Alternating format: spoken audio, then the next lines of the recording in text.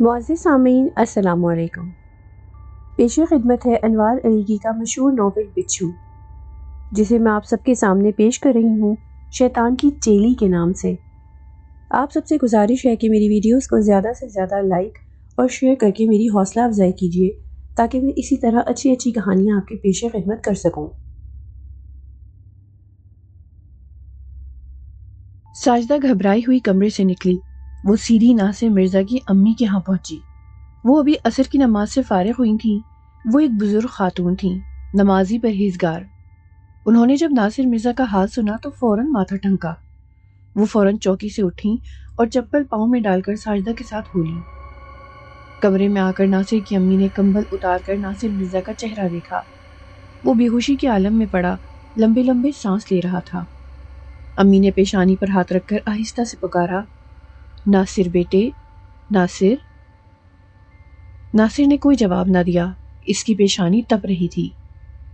ساجدہ، اسے تو تیز بخار ہے، امی نے اس کی پیشانی پر ہاتھ پھیرتے ہوئے کہا۔ امی کیا کروں، ڈاکٹر کو بلواؤں؟ ذاکر ہے گھر میں؟ جی امی۔ پھر اس کو کہہ دو۔ اتنے میں گھر میں موجود ہر فرد کو ناصر مرزا کے بارے میں پتہ چل گیا۔ سب آنن فانن اس کے کمرے میں اکٹھا ہو گئے۔ ان میں ناصر مرزا کا چھوٹا بھائی ذاکر مرزا بھی تھا۔ امی نے اسے فوراً ڈاکٹر کو لانے کے لیے دوڑایا۔ پڑوس میں ڈاکٹر کا کلینک تھا، گھر میں کلینک تھا، کلینک ابھی بند تھا۔ ناصر مرزا کی طبیعت کی خرابی کا سن کر وہ فوراً اپنا بیگ اٹھا کر ذاکر کے ساتھ چلا آیا۔ اس نے ناصر مرزا کا اچھی طرح معائنہ کیا۔ ناصر مرزا کو 105 درجے بخار تھا۔ اس پر غشی بدستور طاری تھی۔ ڈاکٹر نے ایک انجیکشن لگایا اور ٹھنڈے پانی کی پٹیاں رکھنے کی ہدایت کی اور نسخہ لکھ کر اور تسلی دے کر چلا گیا۔ اس کے جانے کے بعد ساجدہ نے اس کی پیشانی پر ٹھنڈے پانی کی پٹیاں رکھنی شروع کی۔ انجیکشن اور ٹھنڈے پانی کی پٹیوں نے اپنا اثر دکھایا۔ اس کا بخار کم ہوا۔ غشی کی کیفیت میں افاقہ ہوا۔ اس نے کچھ دیر کے بعد اپنی آنکھیں کھول دیں۔ اس نے پورے گھر کو اپنے بیڈ کے گرد موجود پایا۔ اس نے مسکرا کر سب کو دیکھا اور یہ ظاہر کرنا چاہا کہ وہ بالکل ٹھیک ہے۔ ناصر بیٹے، کیسے ہو؟ اس کی امی نے اسے محبت بھری نظروں سے دیکھتے ہوئے پوچھا۔ ٹھیک ہوں امی، فکر کرنے کی کوئی بات نہیں، ناصر مرزا نے اٹھتے ہوئے کہا۔ وہ بیڈ سے ٹیک لگا کر بیٹھ گیا۔ ساجدہ نے اسے فوراً دوا کھلائی۔ ناصر مرزا نے دوا کھانے کے بعد کہا، ساجدہ ذرا میرا چاقو مجھے دے دو، میرے بیگ میں ہوگا۔ اچھا ابھی لائی۔ ساجدہ یہ کہہ کر کمرے سے نکل گئی۔ یہ سب کیا ہے؟ امی نے ناصر مرزا سے پوچھا۔ تم کس چیز سے ڈر گئے تھے؟ کسی چیز سے نہیں، ناصر مرزا نے ہنستے ہوئے کہا۔ امی، ساجدہ نے پتہ نہیں آپ کو کیا کہہ دیا ہے۔ میں نے جو دیکھا اور سنا وہ امی سے کہا، اور کچھ نہیں۔ یہ لیجیے اپنا چاقو۔ ساجدہ نے کمرے میں آ کر چاقو اس کی طرف بڑھایا۔ ناصر مرزا نے خاموشی سے چاقو اپنے ہاتھ میں لے کر اسے اپنے تکیے کے نیچے رکھ لیا اور ساجدہ سے مخاطب ہو کر بولا، ساجدہ ایک کام کرو، ذرا ساحل عمر کو فون کر دو، اس سے کہنا کہ رات کو عذرا کو لے کر ادھر آ جائے، کھانا یہیں کھا لے، اس کے علاوہ اس کو کچھ اور نہ بتانا۔ جی اچھا، ساجدہ نے کہا اور فون کرنے کمرے سے باہر نکل گئی۔ ساجدہ کے جاتے ہی اس کی حالت پھر بگڑنے لگی۔ اس نے اپنے جسم میں ایک خوف کی سی لہر محسوس کی۔ خود بخود اس کی نظر روشن دان کی طرف اٹھ گئی۔ وہ وہاں موجود تھا۔ اس کو دیکھتے ہی ناصر مرزا کی گھی بند گئی۔ ناصر مرزا نے تکیے کے نیچے رکھا اپنا چاقو نکالا، اسے جلدی سے کھولا۔ اس نے چاقو والا ہاتھ اٹھا کر کچھ کرنا چاہا، لیکن اس کا ہاتھ ایک دم بے جان ہو گیا۔ چاقو انگلیوں سے نکل گیا۔ اس کے ہاتھ پاؤں مڑنے لگے اور پھر اس نے کسی خوفزدہ بچے کی طرح اپنی امی کی گود میں منہ چھپا لیا۔ امی، کیا ہوا؟ کیا ہوا میرے بچے؟ وہ ایک دم گھبرا کر بولی۔ امی، امی وہ پھر آ گیا، مجھے بچا لے، وہ مجھے مار دے گا۔ ارے کون ہے وہ کمینہ؟ مجھے بتا تو وہ کدھر ہے؟ ناصر مرزا نے اپنا چھپا ہوا منہ اپنی ماں کی گود سے اٹھایا اور خوف زدہ نظروں سے روشن دان کی طرف دیکھا۔ وہ امی، وہ ہے وہاں۔ بچوں تم لوگ چلو یہاں سے۔ امی نے ناصر مرزا کے بچوں اور اپنی چھوٹی بیٹی کی طرف دیکھا۔ امی کی ہدایت پر وہ فوراً وہاں سے چلے گئے۔ اب کمرے میں صرف ذاکر رہ گیا۔ چند لمحوں کے بعد ساجدہ بھی آ گئی۔ کیا ہوا؟ پھر سے وہی کیفیت ہو گئی ہے، امی نے ساجدہ کو بتایا۔ یا اللہ رحم، ساجدہ کے منہ سے بے اختیار نکلا۔ ناصر مرزا کی امی نے روشن دان کی جانب دیکھا، وہاں انہیں کچھ نظر نہ آیا۔ انہوں نے دو ٹوک لہجے میں کہا، ناصر وہاں تو کچھ نہیں ہے۔ امی ہے، آپ نہیں جانتی، وہ وہیں چھپا بیٹھا ہے۔ ناصر یہ آپ کو کیا ہو گیا ہے؟ ذرا اپنے آپ کو سنبھالیں۔ ساجدہ نے اس کی ہمت بڑھانے کی کوشش کی۔ امی میرے اوپر کمبل ڈال دیں، ناصر مرزا بولا۔ ساجدہ نے کمبل اٹھا کر ناصر مرزا کے اوپر ڈال دیا۔ ناصر مرزا کا سر ابھی امی کی گود میں تھا اور اس کے دونوں گھٹنے پیٹ سے لگے ہوئے تھے، وہ گٹھڑی بنا پڑا تھا۔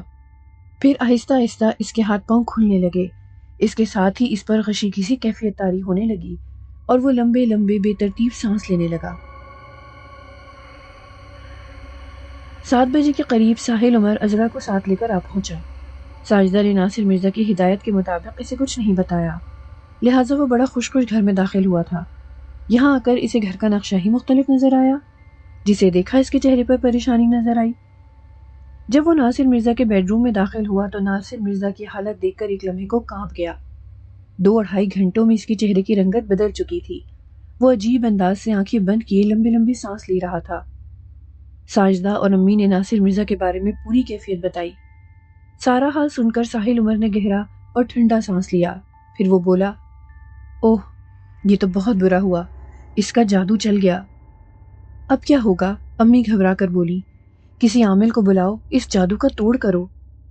ساحل عمر نے ہاتھ پر بندی گھڑی پر نظر کی، 7:15 بج رہے تھے۔ اسے فوراً حافظ موسیٰ کا خیال آیا۔ اس نے سوچا کہ وہ ان کے پاس جائے، پتہ نہیں وہ رات کو ملنا پسند کریں گے یا نہیں، کیونکہ مرزا جب بھی ان کے پاس گیا دن کی روشنی میں گیا تھا۔ اس نے سوچا کہ صبح تک انتظار کرنا پڑے گا۔ وہ چاہتا تھا کہ ناصر مرزا کو کچھ ہوش آ جائے تو اس سے بھی اس مسئلے پر بات کرے۔ اس کی پیشانی گرم ہو چکی تھی۔ ساجدہ نے اس کی پیشانی پر ٹھنڈے پانی کی پٹیاں رکھنا شروع کر دی تھیں۔ پٹیاں رکھتے رکھتے اچانک ساجدہ کی آنکھوں میں آنسو آ گئے۔ وہ اپنے شوہر کی اس حالت پر بے اختیار رو پڑی۔ عذرا نے فوراً ساجدہ کا ہاتھ پکڑا اور اسے کمرے سے باہر لے گئی۔ پٹیاں رکھنے کا کام خود ساحل نے سنبھال لیا۔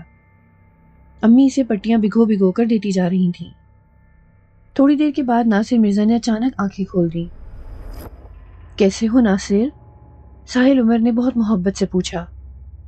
معاملہ بہت گڑبڑ ہے، تم صبح ہی حافظ موسیٰ کے پاس جاؤ، اس نے بلا تمہید ہدایت کی۔ وہ تو میں چلا جاؤں گا، لیکن تم یہ تو بتاؤ کہ تمہیں روشن دان پر کیا دکھائی دیتا ہے؟ ساحل نے پوچھا۔ کچھ نہیں۔ ناصر مرزا نے اسے وحشت بھری نظروں سے دیکھا جیسے وہ کچھ بتاتے ہوئے ڈرتا ہو۔ ناصر گھبراؤ مت، پوری بات بتاؤ تاکہ میں حافظ موسیٰ کو تفصیل بتا سکوں، ساحل نے کہا۔ او یار یہ کیا ہو رہا ہے؟ ناصر مرزا کے چہرے پر اچانک کرب کے آثار دکھائی دینے لگے۔ وہ بے چین ہو کر ادھر سے ادھر کروٹیں لینے لگا۔ کیا ہوا؟ ساحل عمر نے اس کی بدلتی کیفیت دیکھتے ہوئے پوچھا۔ ایسا محسوس ہو رہا ہے جیسے کوئی نوکیلے اور تیز ناخنوں سے میرا جسم چھیل رہا ہو۔ اف! اس نے کراہ کر اپنے بازو پر ہاتھ رکھا۔ ساحل نے فوراً اس کی آستین کا بٹن کھول کر قمیص کی آستین بازو تک چڑھائی۔ تب اس پر عجیب انکشاف ہوا۔ اس کے بازو پر کھرونچے سے ہلکا ہلکا خون رس رہا تھا۔ پھر اس طرح کے نشانات بہت تیزی سے اس کے جسم کے ہر حصے پر نمودار ہوتے چلے گئے۔ اس کا پورا جسم پنجہ مارنے کے نشانات سے بھر گیا۔ وہ بری طرح تڑپنے لگا۔ ان کھرونچے کے نشانات میں سخت جلن ہو رہی تھی۔ ساحل، میرا چاقو پانی میں بھگو کر ان نشانات پر رکھو، ناصر مرزا نے بمشکل اسے ہدایت کی۔ اس سے بولا نہیں جا رہا تھا۔ ناصر مرزا کی امی جس پانی میں پٹیاں بھگو بھگو کر ساحل کو دے رہی تھیں، وہ پیالہ سائڈ ٹیبل پر رکھا ہوا تھا۔ ساحل عمر نے چاقو اٹھا کر پانی میں ڈالا اور بھیگا ہوا چاقو نشانات پر پھیرتے ہی وہ فوراً معدوم ہونے لگے۔ تب ساحل نے جلدی جلدی اس عمل کو دوسرے نشانات پر دہرانا شروع کر دیا۔ اس طرح اس نے منٹوں سیکنڈوں میں پورے بازو پر بنے پنجے کے نشانات کو مٹا دیا۔ ایک بازو چھوڑ کر ابھی ساحل دوسرے بازو پر بھیگا چاقو پھیر رہا تھا کہ پہلے بازو پر پھر سے وہ نشانات ابھرنے لگے۔ بس پھر یہی ہوتا رہا کہ وہ جلدی جلدی چاقو کے ذریعے ان کھرونچوں کو مٹاتا اور پھر وہ کچھ دیر کے بعد اسی جگہ نمودار ہو جاتے۔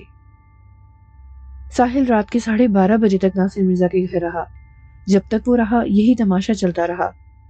ناصر کی امی نے ساحل کو زبردستی اپنے گھر بھیج دیا کہ خاصی رات ہو چکی تھی۔ پھر انہوں نے خود اس چاقو کو سنبھال دیا۔ حافظ موسیٰ اپنی لاٹھی دونوں ہاتھوں سے تھامے اس میں بنی آنکھ پر اپنی بے نور آنکھ رکھے بیٹھے تھے۔ ساحل پائنٹی کی طرف بیٹھا انہیں بغور دیکھ رہا تھا۔ وہ ناصر مرزا کے بارے میں سب کچھ تفصیل سے بتا چکا تھا۔ چند منٹوں کے بعد حافظ موسیٰ نے اپنی آنکھ لاٹھی سے ہٹائی اور پھر گردن اٹھائے اپنی بے نور آنکھوں سے آسمان کی طرف دیکھتے رہے، پھر گویا ہوئے، اس مرتبہ سفلی والی نے بڑا پکا کام کیا ہے۔ ناصر مرزا کی زندگی شدید خطرے میں ہے، اس کے بچنے کے امکانات برائے نام ہیں۔ حافظ موسیٰ کی زبان سے ایسی مایوس کن بات سن کر ساحل عمر کے چھکے چھوٹ گئے۔ ناصر مرزا اس کا بہت پیارا دوست تھا، اس کی جدائی کے تصور سے ہی اس کی روح کانپ اٹھی۔ حافظ صاحب ایسا نہ کہیں، آخر اس جادو کا کوئی توڑ تو ہوگا، مجھے بتائیں، اگر میرے کرنے کا کوئی عمل ہے تو میں کر گزروں گا، اگر آپ کے کرنے کا کوئی عمل ہے تو میں آپ سے درخواست کروں گا کہ آپ ان شیطانوں کے بیچ میں ہمیں تنہا نہ چھوڑیں۔ ساحل عمر نے بڑی عاجزانہ درخواست کی۔ حافظ موسیٰ کچھ نہ بولے، سر جھکا کر لاٹھی پیشانی سے نکالی جس سے مراقبے میں چلے گئے ہوں۔ کچھ دیر کے بعد انہوں نے سر اٹھایا اور بولے، جاؤ شام کو 4 بجے میرے پاس آنا، اللہ اپنا فضل کرے گا۔ حافظ موسیٰ کی بات سن کر ایک آس بندھی، ایک امید کی کرن دکھائی دی۔ بہت بہتر، ساحل نے بڑے مؤدبانہ انداز میں کہا اور ان کے گھر سے چلا آیا۔ ورشا ابھی کچن میں جانے کا سوچ ہی رہی تھی کہ اچانک اس کے کمرے کا دروازہ کھلا اور برکھا اندر داخل ہوئی۔ اس کے چہرے پر مسکراہٹ سجی تھی۔ اگر برکھا کے ہونٹوں پر مسکراہٹ نہ بھی ہوتی تب بھی ورشا اس کے ہاتھوں میں ناشتے کی ٹرے دیکھ کر اندازہ لگا لیتی کہ اس کی ماں آج بہت خوش ہے۔ آج میری ممی بہت خوش نظر آ رہی ہیں، خیر تو ہے؟ ورشا نے اپنی ماں کو ترچھی نظروں سے دیکھتے ہوئے کہا۔ اس نے اس کے ہاتھ سے ٹرے لے کر بیڈ پر رکھ دی۔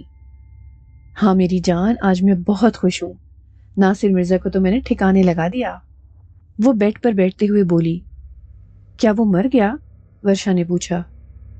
نہیں، مرا تو نہیں، لیکن میں نے اس کی موت میں کوئی کسر نہیں چھوڑی ہے۔ اس کی موت یقینی ہے، بس چند گھنٹوں کا معاملہ ہے، برکھا نے بہت خوش ہو کر بتایا۔ اس کے بعد ساحل عمر کا نمبر ہے۔ ورشا، آج کی رات بہت اہم ہے، یہ فیصلے کی رات ہے۔ ناشتے کے بعد میں منتر والے کمرے میں چلی جاؤں گی۔ آج رات ٹھیک 12 بجے میرا عمل پورا ہو جائے گا۔ عمل پورا ہوتے ہی اس مہان جادوگر رائن کی کھوپڑی حرکت میں آ جائے گی۔ 12:05 پر ساحل جہاں بھی ہوگا میرے اس وار سے بچ نہیں سکے گا۔ میں اس کے اندر آگ لگا دوں گی، وہ اپنے کپڑے پھاڑ کر گھر سے باہر نکل آئے گا، اس کا دماغ الٹ جائے گا، اس کی آنکھوں سے ہر پہچان مٹ جائے گی، اس کے دماغ سے ہر یاد مٹ جائے گی، بس ایک آگ ہوگی جو اس کے بدن میں لگی ہوگی۔ وہ سڑکوں پر بے لباس چیختا پھرے گا، وہ یہاں بھی آئے گا، میں اور تم اس کا تماشا دیکھیں گے۔ 13 دن تک اس کی یہی حالت رہے گی، پھر 13ویں دن وہ سمندر کی طرف رخ کرے گا، اس کے اندر کی آگ کو صرف سمندر بجھا سکے گا، اور جب وہ سمندر میں دور تک چلا جائے گا تو سمندر کی ایک بڑی لہر اسے اپنے ساتھ بہا لے جائے گی۔ اس کے اندر کی آگ تو بجھ جائے گی، لیکن ساتھ ہی اس کی زندگی کا چراغ بھی بجھ جائے گا۔ یہ کہہ کر وہ زور سے ہنسی اور ہنستی چلی گئی۔ وہ مر جائے گا، وہ مر جائے گا۔ ممی چائے پیو، ورشا نے اس کی طرف چائے سے بھرا کپ بڑھاتے ہوئے کہا۔ لا، برکھا نے اپنا ہاتھ بڑھایا۔ چائے پلا، شراب پلا یا خون پلا، جو تیری مرضی میں آئے پلا، آج میں بہت خوش ہوں۔ اور ہاں، اچانک برکھا کو کچھ یاد آیا۔ ورشا نے سوالیہ نظروں سے اسے دیکھا۔ جی ممی، ذرا میرا خیال رکھنا، دروازہ کھلا ہوگا، ادھر کو چکر لگاتی رہنا، شاید مجھے تمہاری ضرورت پڑ جائے، برکھا نے ہدایت کی۔ اچھا ممی، ٹھیک ہے، ورشا نے فرما برداری سے کہا۔ پھر جب برکھا ناشتے کے خالی برتن لے کر چلی گئی تو ورشا کے دل کو جیسے کسی نے جکڑ لیا۔ اس کے دل پر اداسی کے بادل چھا گئے۔ اس نے اپنے کمرے کا دروازہ بند کیا اور بیڈ پر لیٹنے کے لیے واپس پلٹی تو اس نے بیڈ پر اپنے نانا کالی داس کو بیٹھے دیکھا۔ وہ بڑی محبت سے اسے دیکھ رہا تھا۔ کالی داس متعدد بار اس کے سامنے ظاہر ہو چکا تھا، اس سے باتیں کر چکا تھا، اسے بہت کچھ سمجھا چکا تھا۔ نانا، یہ کیا ہو رہا ہے؟ وہ پریشان ہو کر بولی۔ اس نے جیسا کہا ہے ویسا ہی ہوگا، یہ عمل بہت خطرناک ہے، اس کا کوئی توڑ نہیں۔ کالی داس نے اسے مزید مایوس کر دیا۔ نانا، وہ ساحل کو مار دے گی۔ تو مار دے، تجھے کیا پریشانی ہے؟ نانا، آپ نہیں جانتے، میں ساحل سے محبت کرتی ہوں، میں اسے نہیں مرنے دوں گی، چاہے کچھ ہو جائے۔ ورشا کی آنکھوں سے آنسو بہ نکلے۔ اوہ، بالآخر تو بھی برکھا ہی نکلی۔ کالی داس نے اسے غصیلی نگاہوں سے دیکھا۔ ہاں نانا، آپ مجھے برکھا ہی سمجھ لیں، ورشا نے بڑے اعتماد سے کہا۔ اس نے کالی داس کے غصے کی پرواہ نہ کی۔ برکھا بہت کچھ جانتی تھی، اسے میں نے اپنا سارا فن سکھا دیا تھا۔ کالی داس نے گردن اکڑا کر کہا، تو نہیں جانتی، وہ شیر کی خالہ ہے، اس نے ایک داؤ بچا کر رکھا ہے۔ کالی داس نے اسے ورغلایا، نانا پھر تم کس مرض کی دوا ہو، مجھے وہ آخری داؤ بتا دو۔ ورشا نے خوش آمدی لہجے میں کہا، بتا دوں گا، پریشان مت ہو، تجھے بہت کچھ سکھا دوں گا۔ آخر میں تیرے پاس آیا کس لیے ہوں؟ میری روح انتقام کی آگ میں جل رہی ہے، یہی وہ موقع ہے جب میں اس خود غرض کمینی اولاد سے بدلہ لے سکتا ہوں۔ چل میری بچی، شروع ہو جا۔ ٹک دھم دھم دھم دھم ٹک، واہ کالی، دیوا کالی واہ۔ ورشا اس وقت شلوار قمیض میں تھی، دوپٹہ گلے میں پڑا ہوا تھا۔ اس نے دوپٹہ گلے سے کھینچا اور کمر کے گرد باندھ کر شروع ہو گئی۔ شام 4 بجے جب وہ حافظ موسیٰ کے گھر پہنچا تو وہ اس کے منتظر تھے۔ اس کی آہٹ سنتے ہی بولے، اب کیا حال ہے ناصر مرزا کا؟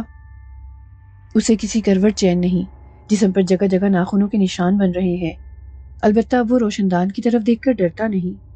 ساحل نے اس کی کیفیت بیان کی، میں اس طرح کے مسائل میں آج تک نہیں الجھا، میں ایک گوشہ نشین انسان ہوں، مجھے اس طرح کی فضولیات سے کیا سروکار؟ بہرحال میں نے تمہیں 4 بجے آنے کو کہہ دیا تھا اور تم ٹھیک وقت پر پہنچ بھی گئے ہو، تو میری بات اچھی طرح سمجھ لو، غور سے سن لو۔ تم ناصر مرزا کے گھر جا کر اس کا بستر اچھی طرح جھڑوانا، جب بستر جھاڑا جائے تو تمہیں بستر میں سے ایک باز کا کٹا ہوا پنجہ ملے گا، اسے اٹھا کر چھت پر لے جانا۔ یہ کہہ کر انہوں نے توقف کیا اور اپنا رخ بائیں جانب موڑا۔ ساحل نے دیکھا کہ پلنگ پر سوکھے پتوں کا ڈھیر ہے، پھر انہوں نے اس ڈھیر کی طرف اشارہ کر کے کہا، یہ سوکھے پتے اپنی جیبوں میں بھر لو، جب تم چھت پر پہنچ جاؤ تو ان پتوں کو چھت کے ایک کونے میں اکٹھا کر دینا، اوپر اپنے ساتھ ماچس لے کر جانا اور اکیلے جانا، اور نیچے سب لوگوں کو منع کر کے آنا کہ جب تک تم اوپر ہو کوئی اوپر آنے کی کوشش نہ کرے۔ جی ٹھیک ہے، ساحل نے جواب دیا۔ اس سفلی والی نے بڑا خطرناک عمل کیا ہے، مجھے بہت محنت کرنا پڑی، بہرحال اس پر اللہ کا فضل ہو گیا ہے۔ جب تم اوپر پہنچو تو تمہیں پانی کی ٹنکی دکھائی دے گی، اس پر چڑھ جانا، پھر وہاں تمہیں فساد کی جڑ دکھائی دے گی، اسے وہاں سے اٹھا کر نیچے لے آنا۔ اب میری بات بہت توجہ سے سنو، ذرا سی غلطی تمہیں مشکل میں پھنسا سکتی ہے۔ یہ کہہ کر وہ کچھ دیر کے لیے خاموش ہو گئے، پھر انہوں نے لاٹھی میں بنی آنکھ سے اپنی بے نور آنکھ لگا لی اور اسے سمجھانا شروع کیا۔ ساحل گاڑی بہت تیزی سے بھگا رہا تھا، اسے ناصر مرزا کے گھر پہنچنے کی جلدی تھی۔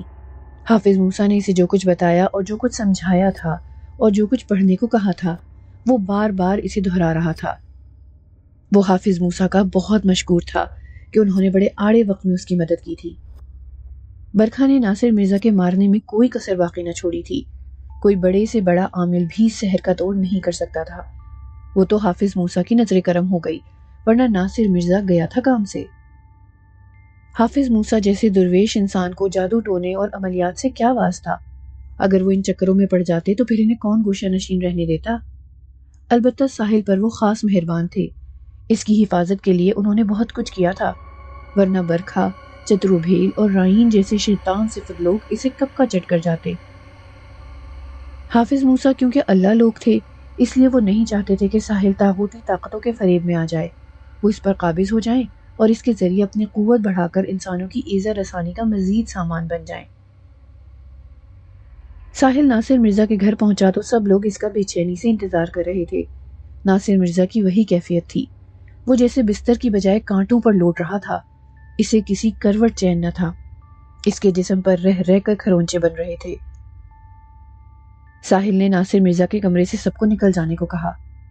جب ناصر مرزا کا چھوٹا بھائی ذاکر جانے لگا تو اس نے اسے روک لیا، ذاکر تم ٹھہرو۔ کمرہ خالی ہو گیا تو ساحل نے دروازہ بند کرنے کو کہا، ذاکر نے دروازہ بند کر دیا۔ ناصر مرزا ساحل کو سوالیہ نظروں سے دیکھ رہا تھا، وہ اس سے پوچھنا چاہ رہا تھا کہ حافظ موسیٰ نے اس کے بارے میں کیا کہا، لیکن ساحل اپنے کام سے لگا ہوا تھا، وہ اس سے سوال نہ کر پایا۔ ساحل نے جیب سے ایک نیم کا سوکھا پتا نکال کر پانی سے بھرے گلاس میں ڈال دیا، پھر اس نے حافظ موسیٰ کی ہدایت کے مطابق اس پر کچھ پڑھا اور گلاس ناصر مرزا کے منہ سے لگا دیا۔ ناصر مرزا نے خٹ خٹ کر کے سارا پانی پی لیا، پتا گلاس میں رہ گیا۔ پانی پیتے ہی جسم میں ایک ٹھنڈک کا احساس پیدا ہوا، اس کے چہرے پر ایک سکون کا احساس نمایاں ہوا۔ ناصر مرزا، تم بیڈ چھوڑ کر ادھر کرسی پر آ جاؤ، ساحل نے بیڈ کے نزدیک ایک کرسی رکھتے ہوئے کہا۔ ناصر مرزا نے فوراً ہی اس کی طرف ہاتھ بڑھا دیا اور پھر وہ سہارا لے کر اس پر بیٹھ گیا۔ 24 گھنٹے میں اس کی حالت کیا سے کیا ہو گئی تھی۔ اس کے چہرے پر زردی کھنڈی تھی اور ہاتھ میں لرزش آ گئی تھی۔ کمزور اتنا ہو گیا تھا کہ بغیر سہارے کے اٹھنا مشکل تھا۔ ذاکر، یہ بستر اچھی طرح جھاڑنا ہے۔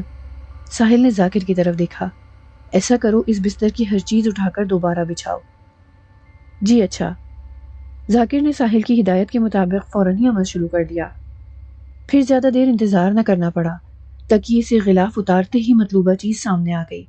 وہ کسی خونخوار پرندے کا کٹا ہوا پنجہ تھا۔ اس پنجے کو دیکھتے ہی ساحل کی آنکھوں میں چمک آ گئی۔ اس نے اسے فوراً بستر سے اٹھا لیا اور اسے اپنی آنکھوں کے سامنے کر کے غور سے دیکھنے لگا۔ ساحل، یہ کیا ہے؟ ناصر مرزا نے پرتجسس نظروں سے دیکھا۔ یہ وہ چیز ہے جس نے تمہارے پورے جسم پر کھرونچے بنا دیے تھے، ساحل نے کہا۔ میں اب چھت پر جا رہا ہوں، مجھے ایک ماچس دے دو، اور دیکھو ذاکر، میں جب تک چھت پر رہوں اوپر کوئی نہ آئے، ناصر مرزا تم بھی نہیں۔ اوپر کیا ہے؟ ناصر مرزا نے پوچھا۔ اوپر فساد کی جڑ ہے، اسے نیست و نابود کراؤں، پھر آ کر پوری تفصیل بتاؤں گا، ساحل نے کہا۔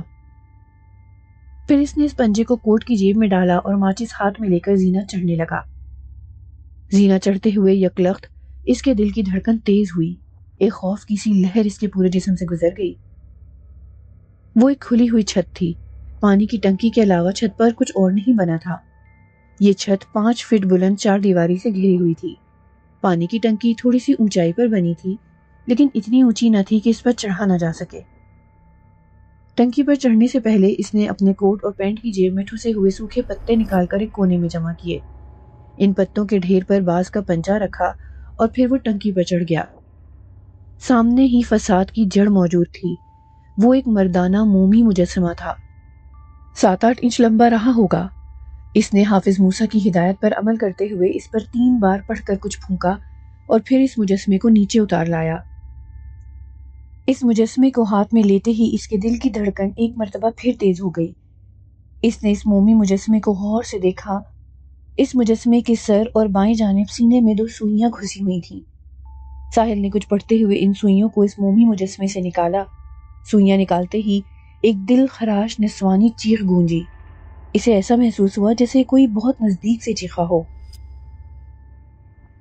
ساحل نے گھبرا کر چاروں طرف دیکھا، لیکن آس پاس کچھ نہ تھا۔ پھر ساحل عمر اس مومی مجسمے کو لے کر اس کونے کی طرف بڑھا جہاں سوکھے پتے ڈھیر تھے۔ اس نے ان سوکھے پتوں میں سے کچھ پتے الگ کر لیے اور اس مومی مجسمے کے ساتھ رکھ دیے۔ پھر اس نے ماچس سے 3 تیلیاں نکالی، ان پر کچھ پڑھ کر پھونکا اور ایک تیلی سلگا کر پتوں میں آگ لگا دی۔ اس کے بعد اس نے باقی تیلیاں بھی جلا کر مختلف زاویوں سے پتوں میں رکھ دی۔ آگ بہت تیزی سے بھڑک اٹھی۔ آگ بھڑکتے ہی پھر نسوانی چیخ کی آواز آئی اور وہ مومی مجسمہ پتوں پر اٹھ کر کھڑا ہو گیا۔ یہ منظر دیکھ کر ساحل ایک دم پیچھے ہٹا۔ اسے شبہ ہوا کہ کہیں وہ مومی مجسمہ اس پر اچھل کر نہ آ گرے، لیکن ایسا نہ ہوا۔ وہ مجسمہ اٹھتے ہی ایک دم پگھل گیا۔ اب ساحل نے جو سوکھے پتے ایک طرف بچا کر رکھے تھے، ان میں سے 2 پتے اٹھا کر جلدی آگ پر ڈالنے شروع کر دیے۔ پتا پھینکنے سے پہلے کچھ پڑھتا، پھر اسے آگ میں جھونک کر مزید کچھ پڑھتا۔ اس مومی مجسمے سے شدید بدبو آ رہی تھی۔ بدبو اتنی شدید تھی کہ ساحل کو اپنی جیب سے رومال نکال کر ناک پر باندھنا پڑا۔ بہرحال اس نے اس مومی مجسمے اور اس باز کے پنجے کو اچھی طرح جلا دیا۔ پھر وہ نیچے جا کر ایک پلاسٹک کا لوٹا لایا۔ لوٹا لاتے ہوئے ذاکر سے کہہ آیا کہ گھر کے پیچھے کسی کیاری میں اتنا بڑا گڑھا کھودے کہ اس میں پلاسٹک کا لوٹا سما جائے۔ چھت پر آ کر اس نے بڑی احتیاط سے اس میں جلی راکھ بھری، اس لوٹے کے منہ پر کالا کپڑا باندھا اور ذاکر کے کھودے ہوئے گڑھے میں اسے رکھ کر پڑھ کر مٹھیوں سے مٹی ڈالنا شروع کی، یہاں تک کہ وہ گڑھا پر ہو گیا۔ ساحل نے کھرپی کے ذریعے زمین ہموار کر کے اس پر پڑا ہوا پانی چھڑک دیا اور اللہ کا شکر ادا کیا۔ ہر کام حافظ موسیٰ کی عین ہدایت کے مطابق ہو گیا تھا۔ جب وہ اس مومی مجسمے کا کریا کرم کر کے ناصر مرزا کے کمرے میں پہنچا تو وہاں پورا گھر اکٹھا تھا۔ ناصر مرزا کے بڑے بھائی بھی آ چکے تھے، جن کی بیٹی کو برکھا نے بے دردی سے قتل کر دیا تھا۔ سب اس کی آمد کے منتظر تھے۔ ساحل بڑے اطمینان سے چلتا ہوا اندر آیا۔ اس نے ناصر مرزا کے چہرے کو بغور دیکھا اور مسکرا کر پوچھا، کیسے ہو؟ بالکل ٹھیک، اس نے بیڈ سے اٹھتے ہوئے کہا۔ لیٹے رہو، ساحل نے کہا، پھر پوچھا، اب جسم پر ناخنوں کے نشان تو نہیں بن رہے؟ نہیں، ناصر مرزا نے خوش ہو کر کہا، نہ صرف نشان نہیں بن رہے بلکہ وہ نشان بھی غائب ہو گئے۔ ساحل، کچھ بتاؤ تو اوپر کیا تھا؟ اس بار ناصر مرزا کی امی مخاطب ہوئیں۔ بس امی، جو بھی تھا اسے بھول جائیں، میں اسے دفن کرایا ہوں۔ بس یوں سمجھ لیں امی کہ آپ کے بیٹے کو دوسری زندگی ملی ہے، ورنہ اس سور کی بچی نے تو مارنے میں کوئی کسر نہ چھوڑی تھی۔ ساحل نے غصے میں کہا، وہ کمبخت مرتی بھی تو نہیں، آخر اسے کون مارے گا؟ امی نے غصے اور دکھ کے عالم میں کہا، امی، اسے اس کے اعمال ماریں گے، اب ظلم حد سے گزرنے لگا ہے، آپ جانتی ہیں کہ جب ظلم بڑھتا ہے تو مٹ جاتا ہے۔ ساحل نے بڑی سنجیدگی سے کہا۔ پھر اس نے کمرے سے بچوں کو نکال کر چھت پر ہونے والی کارروائی کی تفصیل بیان کی۔ مومی مجسمے کے بارے میں سن کر سب حیران رہ گئے۔ رقص سحر جاری تھا۔ ورشا کو جنونی کیفیت میں رقص کرتے ہوئے 1 گھنٹہ ہو گیا تھا۔ وہ رقص کے ساتھ ایک خاص انداز میں پیر مارتی اور منہ سے کوئی عجیب سا لفظ نکالتی تھی۔ یہی وہ لفظ تھا جو کالی داس نے اسے بتایا تھا۔ یہ لفظ سحر کی کنجی تھا جس کے ذریعے وحشت کا تالا کھلتا تھا۔ رقص کرتے کرتے اس کے ہاتھ کی انگلی کالی ہونے لگی اور دیکھتے ہی دیکھتے یہ سیاہی پورے جسم پر پھیل گئی۔ گوری چٹی ورشا ایک دم کالی بھجنگ ہو گئی تھی، آنکھوں میں آگ بھر گئی تھی، صورت انتہائی مکروہ ہو گئی تھی، 1 فٹ لمبی زبان باہر نکلی ہوئی تھی۔ پھر کمرے کے ہر کونے سے بچھوؤں نے برآمد ہونا شروع کیا اور چند لمحوں میں اتنے بچھو کمرے میں بھر گئے کہ کمرے کے فرش پر تل دھرنے کی جگہ نہ رہی۔ ورشا اب بھی محو رقص تھی۔ رقص وحشت جاری تھا جو جنون کی حدوں کو چھو رہا تھا۔ بچھو اس کی پیروں میں آ رہے تھے لیکن دب کوئی نہیں رہا تھا، مر کوئی نہیں رہا تھا۔ چند لمحوں بعد ایک مکروہ آواز گونجی، اب بس کر۔ اس حکم کو سنتے ہی ورشا ایک دم پتھر کی ہو گئی۔ کچھ دیر وہ اسی طرح ساکت کھڑی رہی۔ اتنی دیر میں سارے بچھو کہیں غائب ہو گئے۔ کالی داس نے اسے جو سکھایا تھا وہ اس پر حرف بحرف عمل کر رہی تھی۔ رقص بند کرنے کا حکم ہو چکا تھا، بچھو غائب ہو چکے تھے، اب وقت تھا خون سے پیالہ بھرنے کا۔ وہ فوراً آئینے کے سامنے جا کھڑی ہوئی۔ اس نے اپنی قمیص کے پیچھے سے زپ کھولی۔ پیٹھ پر بنا بچھو نمایاں ہو گیا۔ اس کی کالی جلد پر اب وہ سفید نظر آ رہا تھا۔ ڈریسنگ ٹیبل پر رکھی ہوئی سرنج اٹھا کر اس کی سوئی بچھو کے منہ پر رکھی گئی تو اس نے جلدی جلدی سرنج بھر بھر کر خون پیالے میں جمع کرنا شروع کیا، یہاں تک کہ پیالہ خون سے لبالب بھر گیا۔ اس نے اپنی قمیص کی زپ بند کی اور اس خون سے بھرے پیالے کو اپنے سامنے رکھ کر بیٹھ گئی۔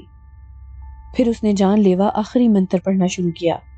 وہ جیسے جیسے منتر پڑھتی جاتی تھی ویسے ویسے اس کی رنگت تبدیل ہوتی جاتی تھی۔ پھر ایک وقت ایسا آیا کہ وہ اپنی اصلی حالت میں آ گئی۔ اپنی اصل حالت میں لوٹتے ہی اس پر سرشاری سی چھا گئی۔ وہ کھل اٹھی۔ اس کی خوشی کی کوئی انتہا نہ رہی۔ اس کے نانا نے جو بتایا تھا، جو سکھایا تھا، اس پر عمل کر کے اس نے اپنی منزل پا لی تھی۔ اس نے زمین سے خون سے بھرا پیالہ اٹھایا اور آئینے کے سامنے خود کو دیکھا اور بڑے فاتحانہ انداز میں مسکرائی۔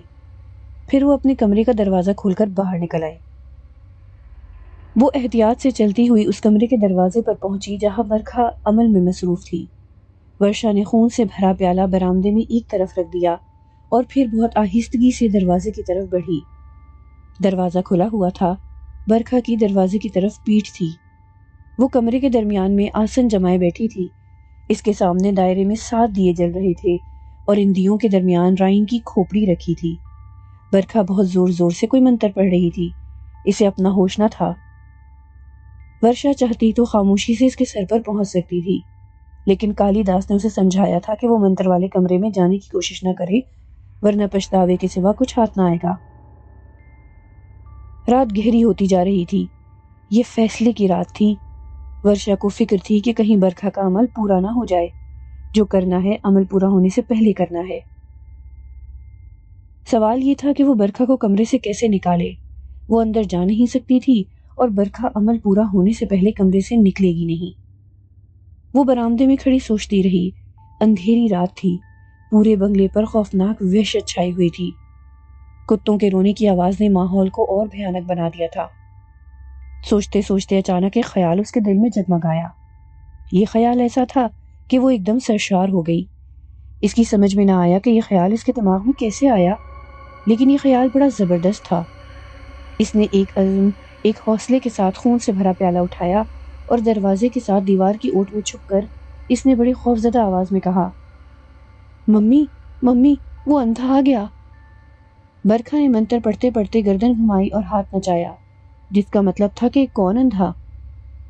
ممی، وہ حافظ موسیٰ ہمارے بنگلے میں آ گیا ہے، اس کے ساتھ ساتھ ساحل عمر اور ناصر مرزا بھی ہیں۔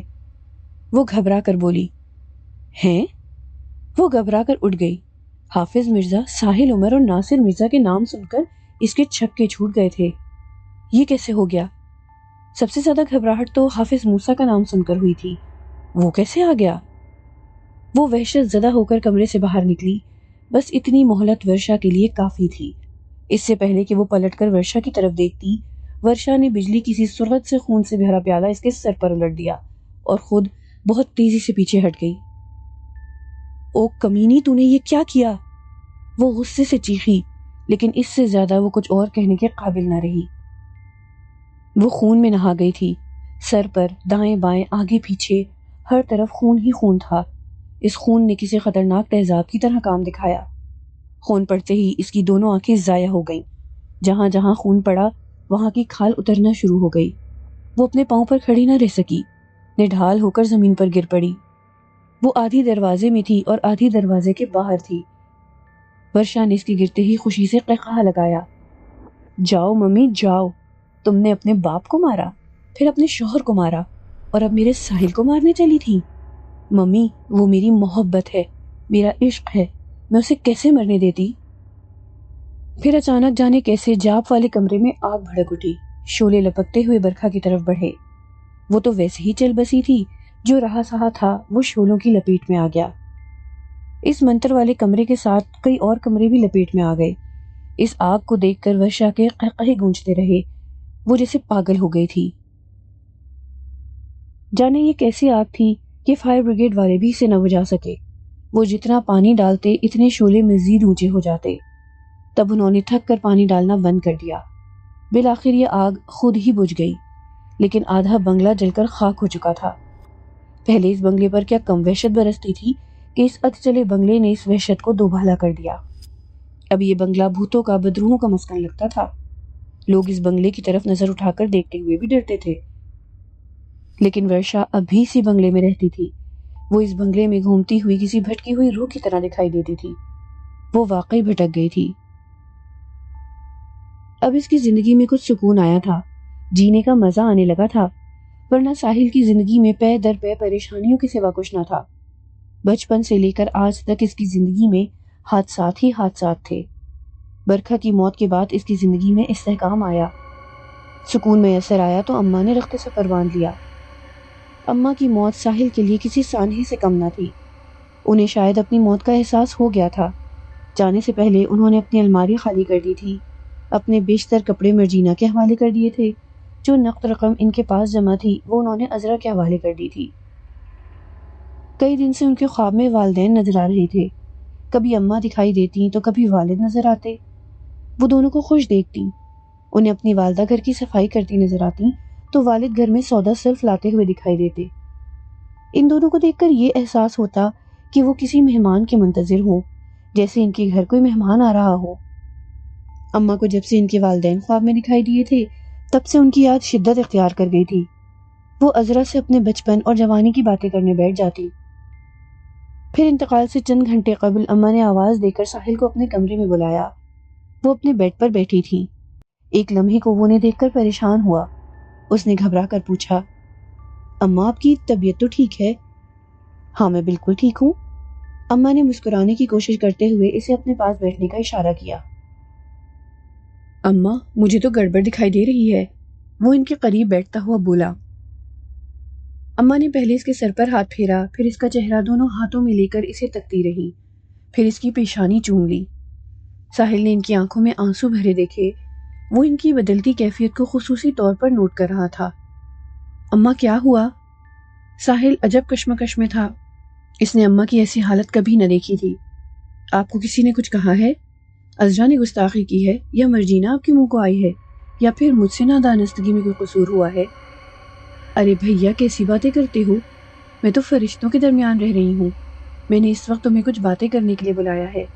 بیٹا بات یہ ہے کہ میرے پاس اب وقت کم ہے. نہیں ساحل، اب تم بیچ میں مت بولنا، میری بات سن لو. میں چند گھڑی کی مہمان ہوں. میں جو کچھ محسوس کر رہی ہوں وہ بتا نہیں سکتی. جو بتا سکتی ہوں وہ کہہ دیتی ہوں. بیٹا تمہاری امی ایک فرشتہ عورت تھی. اس نے ایک ایسی انجان عورت کو سہارا دیا تھا جو سڑک پر بیٹھی رو رہی تھی. بیٹا جب میں اپنے شوہر کے گھر سے نکلی تھی تو عہد کیا تھا کہ اب اس گھر میں واپس نہیں آؤں گی. ساحل پھر میں نے زندگی بھر پلٹ کر نہیں دیکھا کہ میرا شوہر کس حال میں ہے. جب تمہاری امی نے مجھے سہارا دیا تو اس وقت میں نے اپنے دل میں ایک اور عہد کیا کہ اس گھر سے اب مر کر نکلوں گی. اللہ کا شکر ہے کہ میرا یہ عہد بھی پورا ہوتا نظر آ رہا ہے.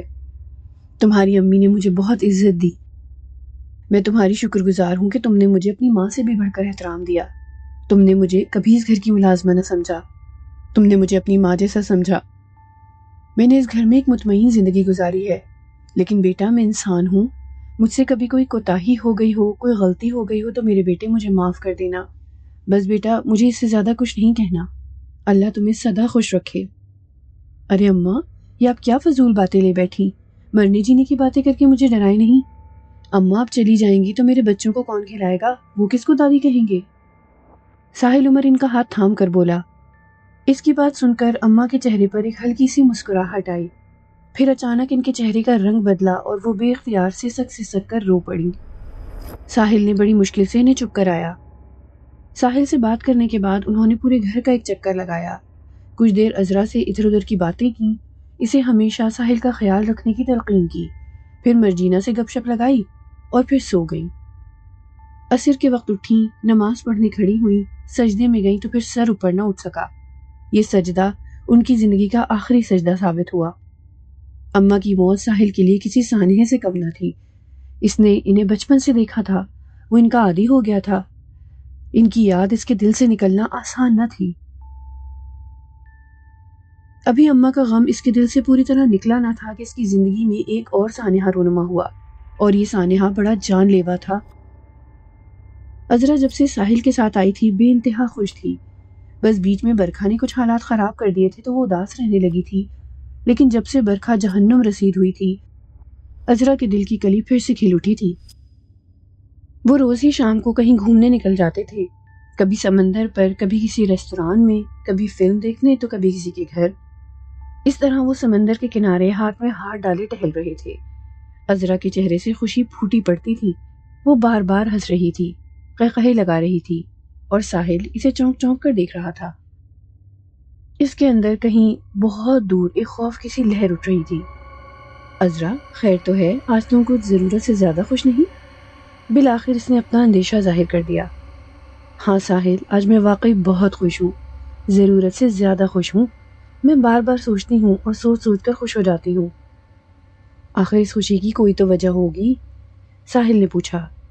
تم ہو وجہ ساحل، میرے خواب تم.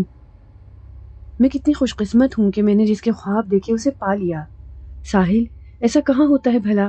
اپنا آئیڈیل آج تک کون پا سکا ہے بھلا؟ میں کس قدر خوش نصیب ہوں کہ تمہیں دیکھا اور تمہیں پا لیا.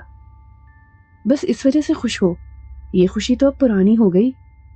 ہاں ساحل میں بس اس وجہ سے خوش ہوں. میرے لیے یہ خوشی کبھی پرانی نہیں ہوگی. وقت گزرنے کے ساتھ ساتھ اس کی اہمیت بڑھتی جائے گی.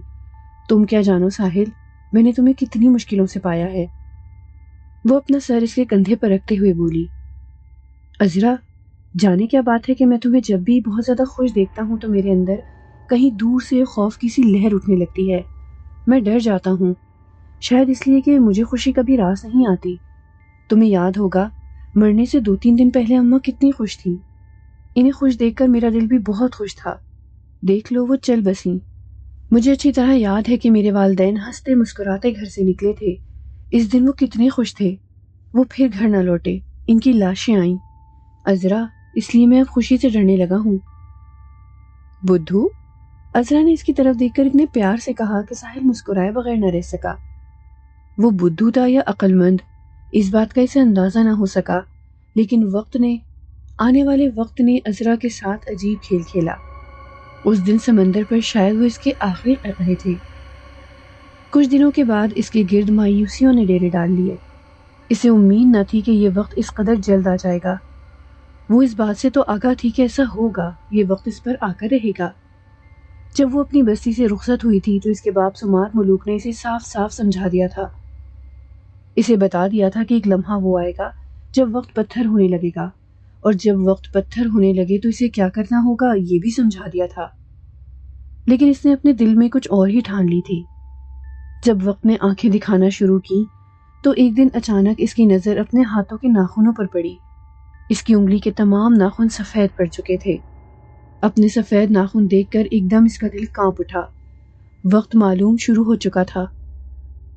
وہ ان ناخنوں کو ساحل سے چھپانے اور اپنے آپ کو فریب دینے کے لیے ہر وقت نیل پالش لگانے لگی۔ چند ہفتے اور گزرے تو اس کی انگلی کی ایک پور پر سفیدی نمودار ہوئی، اور پھر یہ تیزی سے دوسری انگلیوں پر بھی دکھائی دینے لگی۔ چند دنوں کے اندر اندر اس کی انگلیوں کی پہلی پوریں بالکل سفید ہو گئی۔ یوں محسوس ہونے لگا جیسے اس کی انگلیاں برس زدہ ہو گئی ہوں۔ ساحل پریشان ہو کر اسے ایک ڈاکٹر کے پاس سے دوسرے ڈاکٹر کے پاس لیے گھومتا رہا۔ اس نے کوئی اچھا ڈاکٹر، کوئی اچھا اسپتال نہ چھوڑا، اس کے مرض کی کوئی تشخیص نہ کر سکا، لیکن سارے ڈاکٹر اس بات پر متفق تھے کہ جلدی بیماری نہیں ہے۔ وہ عذرا کو لے کر حافظ موسیٰ کو دکھانے بھی پہنچا۔ ناصر مرزا اس کے ساتھ تھا، مگر بار بار گھر کی گھنٹی بجانے کے باوجود کسی نے گیٹ نہ کھولا۔ یوں محسوس ہوتا تھا جیسے گھر پر کوئی نہیں ہے۔ وہ مایوس ہو کر لوٹ آئے۔ پھر ناصر مرزا نے اکیلے بھی حافظ موسیٰ کے گھر کے کئی چکر لگائے، لیکن گھر کا کسی نے دروازہ نہ کھولا۔ اس نے سوچا ممکن ہے کال بیل خراب ہو، یہ سوچ کر زور زور سے گیٹ بجایا، مگر باہر کوئی نہ آیا۔ پاس پڑوس سے معلوم کیا تو وہ لوگ بھی اطمینان بخش جواب نہ دے سکے، کسی کو ان کے بارے میں کچھ معلوم نہ تھا۔ وقت تیزی سے کروٹ لے رہا تھا۔ اب عذرا کا پورا ہاتھ سفید ہو چکا تھا۔ اس نے دونوں ہاتھوں میں دستانے پہننے شروع کر دیے تھے، لیکن پھر وہ ان دستانوں کو مستقل پہنے رکھنے کے لیے مجبور ہو گئی، اس لیے کہ اس کی انگلیاں جس نرم چیز کو بھی چھو لیتی وہ سخت ہو جاتی، پتھر بن جاتی۔ ساحل کے لیے یہ دن بڑے عذابناک تھے۔ عذرا اب اپنے بیڈ روم تک محدود ہو کر رہ گئی تھی۔ اس کے ہاتھوں کی سفیدی اب ہاتھوں تک محدود نہ رہی تھی، اس نے اب پورے جسم کو اپنی لپیٹ میں لے لیا تھا، اور یہ سفیدی بڑھتی ہی جا رہی تھی۔ صورتحال روز بروز خراب ہوتی جا رہی تھی۔ ایک شام جب وہ سر تا پا سفید ہو چکی تھی، اس نے ساحل عمر سے عجیب فرمائش کی۔ ساحل، میں دلہن بننا چاہتی ہوں۔ ساحل نے اس کی یہ فرمائش فوری طور پر پوری کر دی۔ وہ جوڑا جو اس نے شادی پر پہنا تھا اسے پہنا دیا گیا۔ ساحل نے اسے بہت محبت سے، بہت توجہ سے دلہن بنایا۔ ایک لیڈی بیوٹیشین کو بلا کر اس کا میک اپ کروایا۔ کپڑے تبدیل کرنے سے لے کر میک اپ ہونے تک اس نے ساحل کو اپنی آنکھوں سے اوجھل نہ ہونے دیا۔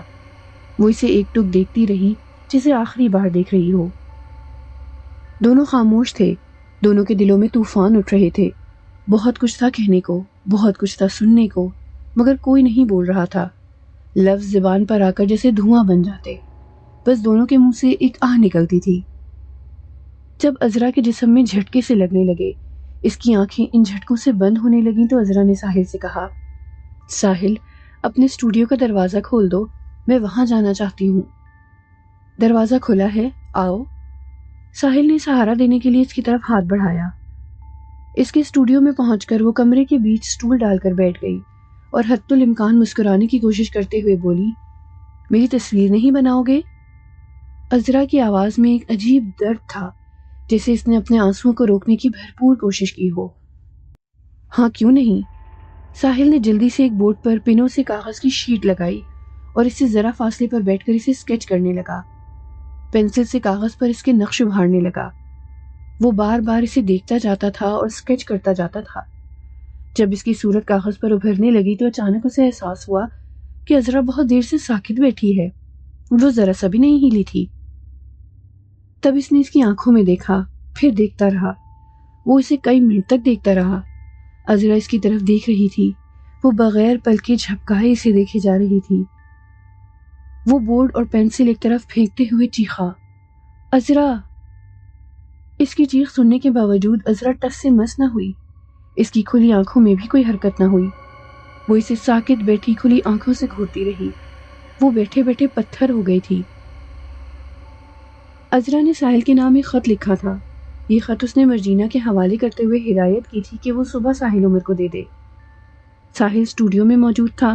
وہ پوری رات یوں ہی بیٹھا رہا تھا۔ وہ بس ایک ٹک عذرا کو دیکھے جاتا تھا۔ تب مرجینہ نے دھیرے سے وہ گلابی رنگ کا بند لفافہ ساحل کے حوالے کر دیا۔ ساحل نے لفافہ چاک کر کے خط پڑھا۔ لکھا تھا، میری زندگی، میرے ساحل، میں وقت کا کھلونا ہوں۔ جس طرح کسی بولنے والی گڑیا کے سیل ختم ہونے پر وہ بولنا چھوڑ دیتی ہے، کچھ ایسا ہی میرے ساتھ ہوا ہے۔ یوں سمجھ لو کہ میرے جسم میں لگے سیل بھی اب ختم ہو گئے ہیں اور میں بے جان ہو گئی ہوں۔ میرے والدین مجھے لینے آئے تھے۔ وہ چاہتے تھے کہ میں ان کے ساتھ اپنی بستی میں چلی جاؤں اور اپنی زندگی بچا لوں، لیکن ساحل، میں نے ان کے ساتھ جانے سے انکار کر دیا۔ میں سب کچھ چھوڑ سکتی ہوں، تمہیں نہیں چھوڑ سکتی۔ تمہاری خاطر میں نے اپنی زندگی ہار دی ہے، لیکن یہ خوشی میرے لیے کیا کم ہے کہ میں ہر وقت تمہارے سامنے رہوں گی۔ تم مجھے دیکھو گے تو مجھے یوں محسوس ہوگا کہ جیسے میں تمہیں دیکھ رہی ہوں۔ میں پتھر بن گئی ہوں، لیکن ہوں تو تمہارے پاس، تمہارے گھر میں۔ میں تمہارا شاہکار ہوں، ایک انوکھا مجسمہ۔ ایسا انوکھا مجسمہ کسی نے آج تک کہاں تراشا ہوگا؟ خط پڑھتے پڑھتے اس کے لفظ دھندلانے لگے، پھر خط اس کے ہاتھ سے چھوٹ کر عذرا کے قدموں میں جا گرا۔ کئی روز سے مسلسل ایسا ہو رہا تھا۔ وہ آتی، بیل بجاتی، مرجینہ دروازہ کھولتی تو وہ آنکھیں اٹھا کر چند لمحے خاموشی سے اسے دیکھتی، پھر بڑے کرب آمیز لہجے میں کہتی، پیاسی ہوں۔ اچھا ٹھہرو، میں پانی لاتی ہوں۔ جب مرجینہ پانی سے بھرا گلاس لے کر دروازے پر جاتی تو وہ جا چکی ہوتی، اور اگر کبھی ٹھہری بھی ہوتی تو چند لمحے خالی نگاہوں سے گلاس کو دیکھتی اور بغیر کچھ کہے ایک طرف کو چل دیتی۔ مرجینہ اسے حیرت سے دیکھتی جاتی تھی۔ جب کئی روز تک ایسا ہوتا رہا تو مرجینہ نے اس انوکھی فقیرنی کے بارے میں ساحل کو بتایا اور کہا، صاحب جی، پہلے تو وہ کبھی کبھی آتی تھی، مگر اب تو وہ کئی دن سے روز آ رہی ہے۔ اچھا، اب آئے تو مجھے بتانا، ساحل نے اسے ہدایت کی۔ پھر اگلے دن گھنٹی بجی۔ مرجینہ دوڑی ہوئی دروازے پر گئی۔ وہ دروازے پر موجود تھی۔ اس نے اسی کربناک لہجے میں کہا، میں پیاسی ہوں، پانی لاتی ہوں، تم ٹھہرو، دیکھو چلی مت جانا۔ مرجینہ نے اسے تاکید کی۔ گھر میں آ کر مرجینہ نے ساحل کو بتایا کہ وہ دروازے پر موجود ہے۔ مرجینہ نے ساحل کے ہاتھ میں پانی سے بھرا گلاس دے دیا۔ ساحل گلاس لے کر دروازے پر پہنچا۔ کالے کپڑے پہنے ایک عورت سر جھکائے کھڑی تھی۔ اس کے بال بے ترتیب تھے، جیسے مہینوں سے نہ سنوارے گئے ہوں۔ کالا لباس سفید ہو رہا تھا، جیسے ایک لمبے عرصے سے نہ دھویا گیا ہو۔ اچانک اس نے اپنا چہرہ اٹھایا۔ اس کے چہرے پر وحشت برس رہی تھی۔ ساحل نے اسے غور سے دیکھا تو اندر ہی اندر لرز اٹھا۔ یہ وہ چہرہ تھا جسے کوئی ایک بار دیکھ لیتا تھا تو پھر پلک جھپکانا بھول جاتا تھا، اور اب اسے ایک نظر دیکھنا مشکل تھا۔ وہ ورشا تھی۔ میرے رانجھن، اس کے کانوں میں ایک آواز گونجی۔ ساحل کو دیکھتے ہی وہ چیل کی طرح جھپٹی۔ اس کے دونوں ہاتھ پکڑ کر گلاس کو ذرا سا ٹیڑھا کر کے اسے اپنے ہونٹوں سے لگا لیا۔ اس نے بڑی بے قراری سے پانی پیا۔ پھر اس کی آنکھوں میں چمک آ گئی۔ اس کی آنکھوں کے دیے ایک دم جگمگا اٹھے۔ وہ اسے ٹکٹکی باندھے دیکھتی رہی، جیسے اپنی آنکھوں میں اس کی تصویر اتار لینا چاہتی ہو۔ پھر وہ ایک جھٹکے سے مڑی اور سڑک پر دوڑتی چلی گئی۔ ساحل عمر نے دیکھا وہ ننگے پاؤں تھی۔ وہ ورشا کو جاتے ہوئے دیکھتا رہا۔ اب اس واقعے کو گزرے 3 برس ہو چکے ہیں۔ عذرا کا مجسمہ اس کے اسٹوڈیو میں اسی جگہ جوں کا توں موجود ہے۔ وہ آج بھی اس مجسمے کے سامنے بیٹھا اس کی تصویریں بناتا رہتا ہے، لیکن یہ تصویر آج تک مکمل نہیں ہوئی۔ تصویر مکمل کیسے ہو؟ وہ ادھوری تصویر بورڈ سے اتار کر جو ایک طرف ڈال دیتا تھا اور نیا کاغذ لگا کر پھر نئے سرے سے تصویر بنانے لگتا تھا۔ ناصر مرزا روز شام کو اس کے پاس آتا ہے۔ مسعود آفاقی بھی آتا رہتا ہے، لیکن اپنی مصروفیت کی وجہ سے روز نہیں آ پاتا۔ وہ دونوں اسے اسٹوڈیو سے نکال لاتے ہیں اور زبردستی باہر لے جاتے ہیں۔ مرجینہ اس گھر میں بدستور موجود ہے۔ اس کا باپ کئی بار اسے لینے آ چکا ہے۔ وہ اس کی شادی کرنا چاہتا ہے، لیکن مرجینہ نے ساحل کا گھر چھوڑنے سے انکار کر دیا ہے۔ وہ کہتی ہے کہ اگر میں بھی اس گھر سے چلی گئی تو صاحب جی جو پہلے ہی مرے ہوئے ہیں اکیلے کتنے دن زندہ رہیں گے؟ میں صاحب جی کو اکیلا نہیں چھوڑ سکتی، میں انہیں مرنے نہیں دوں گی۔ ناصر مرزا اور مسعود آفاقی نے کتنی مرتبہ کوشش کی ہے کہ وہ عذرا کے اس مجسمے کو یہاں سے ہٹانے کے لیے راضی ہو جائے، اسے زمین کے سپرد کرنے پر آمادہ ہو جائے، لیکن وہ اس طرح کے ذکر پر بھی زور سے چیخ پڑتا ہے، نہیں، میری عذرا کو مجھ سے کوئی جدا نہیں کر سکتا۔ شاید اسے امید ہے کہ یہ موم کی گڑیا ایک دن خود بخود بول اٹھے گی۔ معزز سامعین، یہ ناول اس قسط کے ساتھ اختتام پذیر ہوتا ہے۔ آپ سب سے گزارش ہے کہ میری ویڈیوز کو زیادہ سے زیادہ لائک اور شیئر کر کے میری حوصلہ افزائی کیجیے تاکہ اسی طرح اچھے ناول آپ کی خدمت میں پیش کر سکوں۔